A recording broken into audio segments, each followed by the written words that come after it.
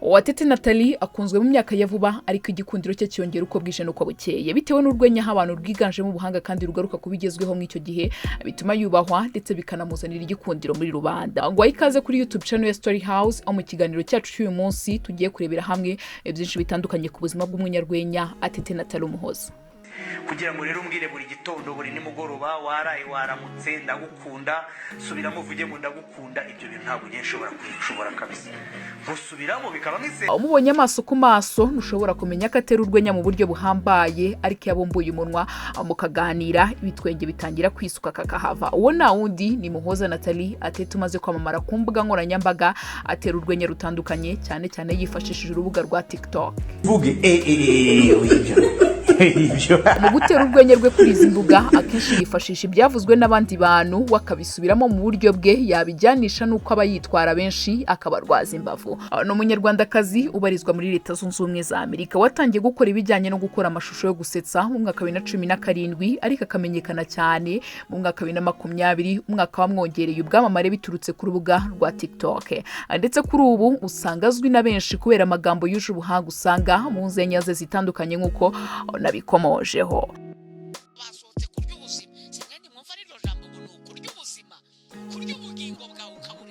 Umukobwa w'urubavu rutushinguye biringaniye kandi w'inzobe ikeye n'inyinya w'ibyo bitandukanye n'ibya benshi bifashisha amafoto y'ikimero mu kwigarurira ababakurikira ahubwo yahisemo inzira yo gutera urwenya kandi yarahiriwe. Akunzwe na benshi ku mbuga nkoranyambaga ndetse abarenga 24,000 baramukurikira kuri Instagram bashaka kwihera ijisho amashusho akunda gusakaza atuma umunsi wa benshi urangira neza. Mu kiganiro yagiranye na 1K Studio yavuze ko gusetsa bikora nko kwinezeza ariko nawe akabashimishwa no kubona abantu bari kumwe nawigunze. Ati ntabwo mbikora nk'akazi ni ibintu byo kwinezeza ikinshimisha nuko ahantu ndi narunguri bari hari. Uyu mwana w'umukobwa utasoza interuro atagusekeje yagarutse ku kuba no mu buzima busanzwe ngakunda gusererezanya ngari nacyo kintu ngo yakundaga gukora kiga mu mashuri yisumbuye. Ikindi gitangaje kuri we Nathalie Atete ngakira umwana yakundaga kuzerera cyane.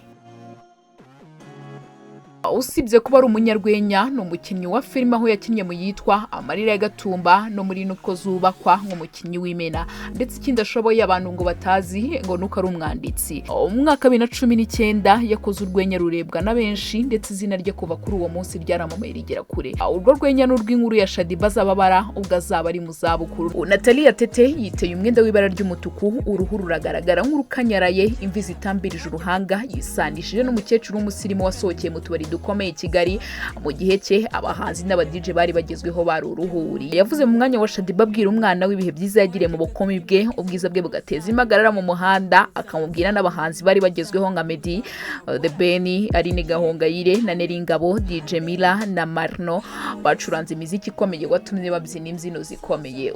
Icyo gihe ari cy'umwana ukizamuka Neringabo twarabyinaga twaryaga muri piripi. Urwo aheruka gukora rugakundwa cyane n'urwo yavuze bisabwa kuba ashaka ko Slay Queen abanunira agaragaza uko baba bashaka ibyo batavunikiye batagira akazi kandi bakunda karyoshye. Ndetse aha yanavugaga abigira Slay Queen kandi atari bo.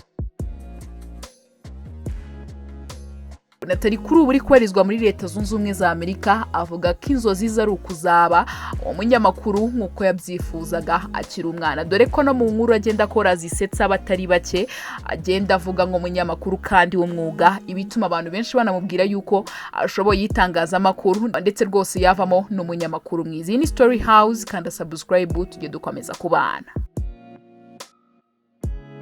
Mbere ko dusoza amakuru yacu y'umwaka reka tubanze tubagezeho amwe mu matangazo. Turamenyesha abashyitsi bose kujya baza bizanisha charge zabo kudasaba wifi password bakinjira mu nzu abatunguranye kuza bitwaje amazimano. Turasaba kandi ko inama zose zikwiye kuba zirimo ibiryo bitaba ibyo ushaka kuyobora agakora WhatsApp group cyangwa se conference call.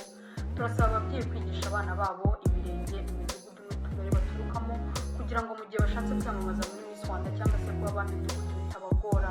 Turasaba kandi abantu bose babwiye ko bamaze kubyimba muri mwaka ko bakwiye kubyimbuka mu mwaka uza. Turasaba kandi ko intero yabaye akamenyero ya Wampaye Pase ikwiye gusigara muri 2019 kuko 2020 buri wese ari ukwigira mu kibuga. Turasaba kandi ko umuco wo kohereza message ngo woherezwe abandi 30 ukwiye kudahingutswa muri 2020 ahubwo ubwo butumwa bugatambutswa amatangazo kuri Radio Rwanda.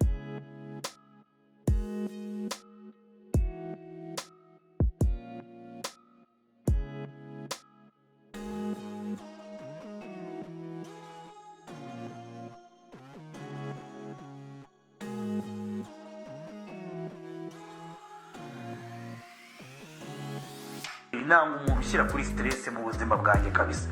Stress nifite zirahagije, n'abatazizi bazamperereze barebe ndi umuntu wuzuye stress.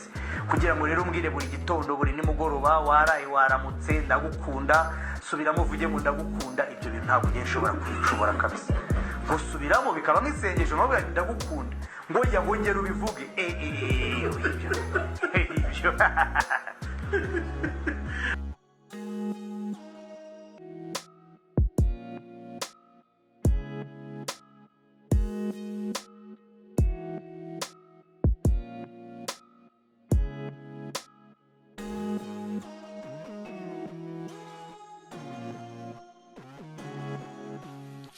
Niba udafite fiance umara icyumweru witaba telefone ya fiance wawe mu kwizera birashoboka. Fata telefone mu gitondo cya kare mu gihe wabuze uguha keya ukeneye fiance mu gitondo cy'ibyuka. Fata telefone, alo, tangira bisetse, yes sweetheart. Tangira usenge nijoro rujya kuryama udafite uguhakeya wowe udangira yihariko wihe mu kwizera uvuga ati mu izina rya Yesu fiance wanjye cyangwa se umudamu wanjye mugabo azazengera azajya aganiriza amagambo meza. Utangire